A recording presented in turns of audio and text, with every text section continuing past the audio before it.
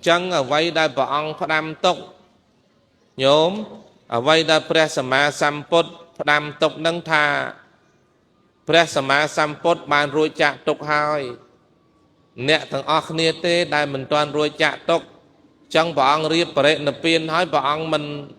មិនសម្ដែងនៅអវាទចុងក្រោយញោមអវាទអីចុងក្រោយអវាទអីគេចុងក្រោយលោកគុណម្ចាស់គ្រប់ព្រះអង្គអវាទអីចុងក្រោយអវាទចុងក្រោយរបស់ព្រះអង្គរៀបនឹងបរិនិព្វានណាបាទលោកគ្រូថាអបមាទេនសម្បទេថាហន្តទានិភគវេអមន្តយាវិយោវយធម្មាសង្ខារៈអបមាទេថានឹងអវាទចុងក្រោយណាញោមមនាលភិក្ខុទាំងឡាយចូលញ៉ាំងសេចក្តីមិនប្រមាទឲ្យព្រមចុះព្រោះសង្ខារធម៌ទាំងឡាយនេះមានការបែកធ្លាយទៅវិញចឹងចូលអ្នកទាំងឡាយកុំដល់នៅសេចក្តីប្រមាទចូលញ៉ាំងចិត្តរបស់យើងកុំឲ្យប្រមាទតែប្រមាទបើមិនជឿកុំអីញាតិញោម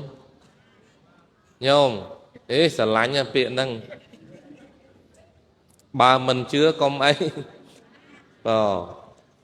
បើមិនបានធ្វើទេកុំប្រមាទហ្នឹងគេសេអសត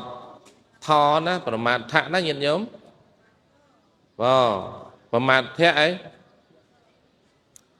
កុំប្រមាទប្រមាទមិនញាតិញោមជីវិតយើងនេះអាងតែសាច់ដុំធំអាងតែសុខភាពល្អប្រមាទក្នុងកុសលធម៌ទាំងឡាយទាំងពួងដែលយើងប្រមាទគ្រប់គ្នាថាមិនទាន់ចាស់ទេប្រមាទអីទៀតញាតិញោមមិនទាន់ធ្វើបុណ្យទេចាំតិចទៀតប្រមាទអីទៀតញាតិញោមមិនទាន់រក្សាសិលទេឯងនៅក្មេងណាមិនទាន់ធ្វើសេចក្តីល្អទេចាំចាស់ចាំធ្វើប្រមាទចឹងព្រះសម្មាសម្ពុទ្ធមិនសរសើរទេព្រោះជីវិតនេះអស់ទៅមួយថ្ងៃបន្តិចដល់ទីបំផុតគឺរលត់ហើយញោមឃើញទេញោមកាលមុនញោមក្មេងឥឡូវញោមក្មេងទៅអស់ក្មេងទៅជួបគេថាក្មេងទៅ